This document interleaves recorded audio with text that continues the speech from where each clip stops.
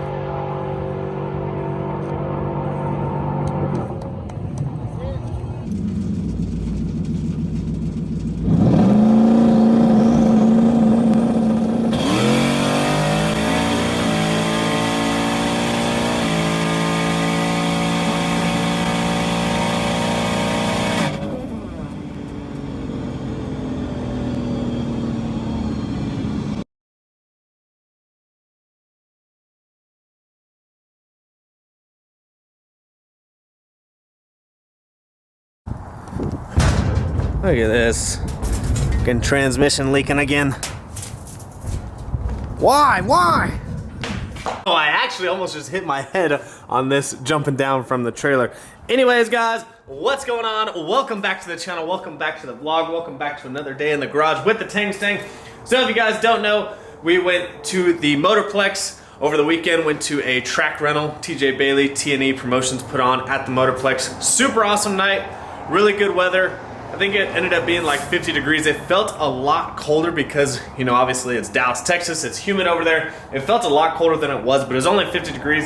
The DA was actually really good, but what I want to say about DA is it affects turbo cars very slightly. Now, where we live in Amarillo, Texas, the DA gets to 6,000 and 7,000, and so when you go from like Amarillo, Texas to Dallas, there's a huge difference. But kind of going around like Dallas and Oklahoma City and those types of places, I haven't seen any difference within the car. And there's been, you know, like when I was in Oklahoma City, the DA was still like 1,000 to 1,500, I think even 2,000 at one point, and I didn't see any difference in my car running better. Now when I had my Hellcat, I could pick up 2-3 tenths easily just by switching DA.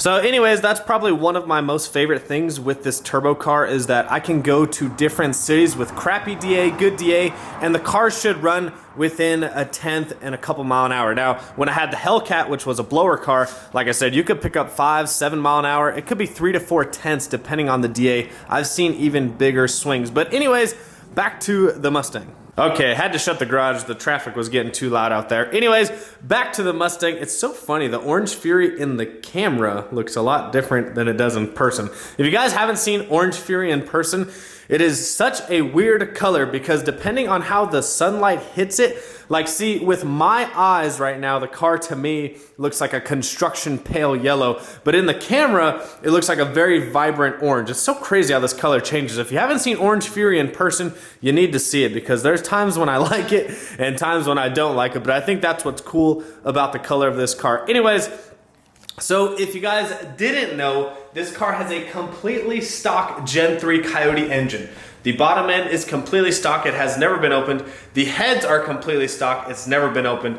I've never pulled the front cover off to do the oil pump gears, the sprocket, any of that. Typically with these Coyotes, you want to do, this happened in the Gen 1 Coyotes, you want to start changing the oil pump gears and the sprocket because they are very weak.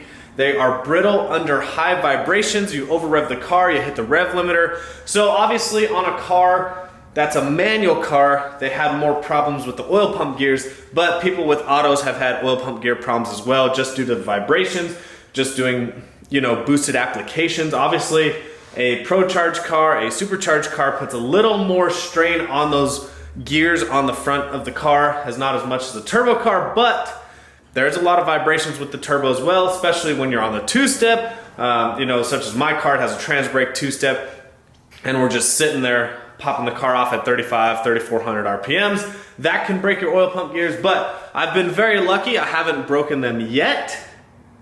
Big thing, yet.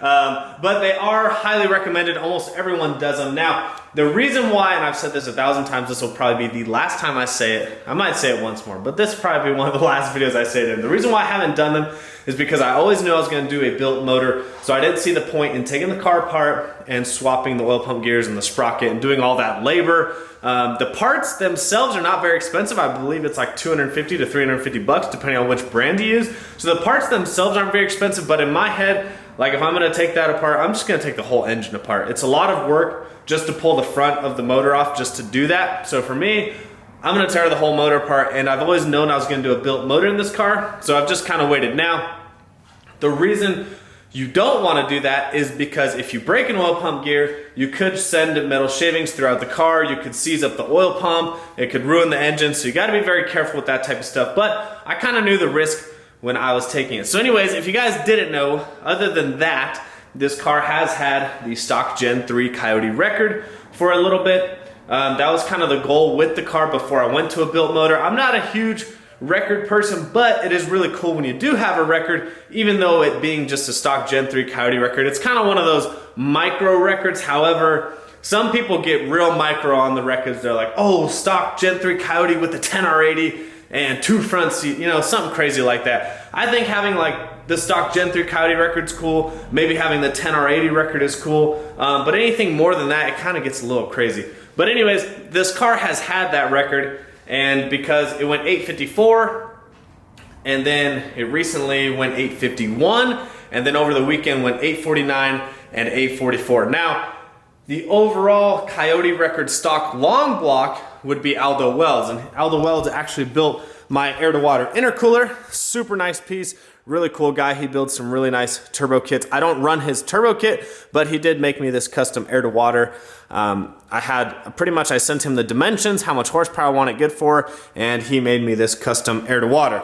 Anyways, he currently holds the stock long block, meaning bottom end and heads Coyote record. He does have obviously oil pump gears done because he's smart, unlike myself, but his car has gone 831 at 163 mile an hour. Not much quicker than my car. Now, if you look at my time slips, these are the worst 60 foots I've cut over the weekend when I went 844 and 849. You see, on my 844 pass, I went 128 to the 60 foot. Well, this car has gone 124, 125, and 126 pretty consistently. I'd say the average is 125. It goes 125 a lot. I've only cut 2 124s and a bunch of 125s and a bunch of 126s, but I've never actually cut 128. So the track was really sticky. So there's a couple things that play into effect with the 60-foot: tire pressure, the tires, the suspension settings, the weight on the rear of the car, how we're ramping the boost in, how much boost we're launching off, the RPM. There's a lot of different factors. So if we could have just got the 60-foot back to the 124, we would definitely be in the 830s. Now, I don't think it would have beat an 831, but I could have brought in a little bit more power at the end of the run. So, like I said in my last video, we're kind of in this predicament. The car's ran good. It has the stock Gen 3 Coyote record. We could go after the overall Coyote record, or we could just, play it safe, tear the car apart, start building for next year. The thing with building for next year is that some of the stuff I want to do isn't readily available until January. Like the block would be ready, but some of the other stuff that I want to do wouldn't be ready till January. So the car could be down for a very long time. The car needs a cage. We are really close to ordering the cage, so don't worry about that. We are getting an 850 cert cage. We're going to do a built motor along with some other goodies, and then probably the rest of the car, besides safety equipment and the built motor, is pretty much going to stay the same. But that makes the car down for a long time. Now that means not as much content. Obviously, we'll do some content on tearing the interior out. We got to pull the windows to do the cage, put the windows back in. There's a decent amount of content to be had for that. Building the motor, we're essentially just going to pull it, ship it off to the engine builder. He's going to build it, send it back, and we'll pop it back in. There's not much labor. There's a decent amount of labor, but it's not like we're assembling the motor ourselves. I've already worked something out where someone's going to build the motor for me. So there's not much content to be had. Plus the car is going to be down for 6 to 8 weeks minimum. It's nothing on us. It's that shipping time and then them building it, then sending it to the other builder, shipping it back. We're looking at probably 6 to 8 weeks. Now, you can recommend other builders, but I've already worked a deal with a builder that I want to go with, and I'm going to release that information really soon. He has built some very, very fast Mustangs. He's done a lot of private label stuff, so a lot of people haven't heard about him, but his turnaround time is good. It's some of the other stuff that I want to do is not readily available, which I'll get to in a later video. I just don't want to say anything quite yet. But, so there's 2 ways to go about it, like I said in the last video. We can go faster in this car. We can try and go faster than an 831, or we can start tearing the car apart and getting ready for 2K. I really, really 100% want to see this car at 2K. I don't know how well it will do, but it's kind of been a goal of mine for a long time to have a car at 2K. And if you don't know, I went to 2K last year, but I obviously didn't have the car. The car was still stock on E85. I haven't had this car this long. I've only had this car, I think I'm going on 11 months, not even quite a year yet. So the car was obviously not ready. So it's always been a goal of mine since like high school to actually go to 2K and race my car. Last year, I finally went to 2K for the first time. I got to watch the event. It was awesome. This year, or this upcoming year, I want to take the car there. I want to compete. So no matter what, it's going to be a scramble to get the car actually ready for 2K, but this car will be at 2K. I don't care what we have to do. So you guys comment down below. Do you want to see me go after the overall Coyote record, which is 831 for a complete long block, stock long block? It's held by Aldo Welds. Obviously, you got to remember, his car, I don't know if he plans to put a built motor. I don't talk to him all the time, but his car is going to go faster also. He's cutting pretty good 60 foots. I don't know how much more power he can throw at his, but I know that my car, it still has a lot of power left on the table. We've still got 3 or 4 pounds of boost easily to go. We can try and make the car a little bit lighter. There's a few things we could do to get the car a little bit lighter, and we definitely know we can get the 60 foot back down. So if you guys don't know, I previously had some boost controller issues. We switched to the AMS 1000 with some CO2. The car is finally holding boost how it should be, and we were only making passes on 15 to 16 pounds of boost. The average was 15 pounds of boost. We were only leaving on 9 to 10 pounds of boost and then ramping it up to 15. So the car finally made a clean pass. However, the 60 foot wasn't as good as it's been in the, some of the previous passes we did. But if we get the 60 foot back down, we're in the high to mid 830 seconds.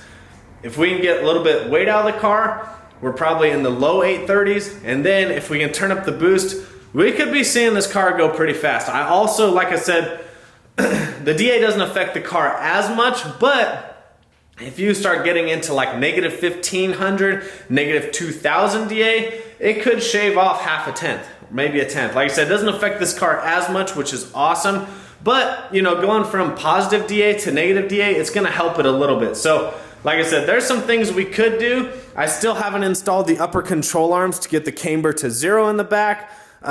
We can lose some weight still. This car actually does have a decent amount of weight left in it. So like I said, there's plenty of things we can do. I just still don't know if it's worth it yet. Joe and I had like a 2-3 hour conversation last night trying to figure out the next step for the car. And essentially that's what it is. Put a cage in it, put the built motor in it, try and get it ready for 2K, or wait, try and push the car in January on the stock motor, see how fast we can go, try and push the limit, set the record for a while, pretty much crush the Coyote record, and kind of prove what this Gen 3 platform can do, and then pull it out and build it. The problem with that is it's gonna get very costly if we blow this motor. Right now, the motor, we might need to check it out, but right now the motor is good. The long block is good. There's no holes, I think. No, there's nothing wrong with the car. I drove it. There's nothing wrong with it. Right now we could pull the motor, send it off, and it wouldn't cost me any extra money. Now, if I try and run the car super hard in January, you're talking an extra grand for the block, an extra grand for the heads, and that's assuming you didn't send metal shavings through the turbo or through anything else. So it's definitely a costly mistake if we blow this motor, but it also could be very rewarding. So you guys comment down below. I know I asked on the last video, but this is the last time I'm gonna ask, and then we will make our final decision on the car. Should we totally send it, turn this thing up to like 20 pounds of boost, try and leave on 11, 12 pounds of boost, lose some weight in the car, and see just how freaking fast we can go with this stock Gen 3 Coyote? Or should we play it safe and pull it? Let me know down below. Hopefully you guys enjoyed this video. If you're new to the channel, please hit that subscribe button, like the video, comment down below. I'll see you guys on the next one. They got problems on problems on problems on problems on problems on problems. I solve them. I run through the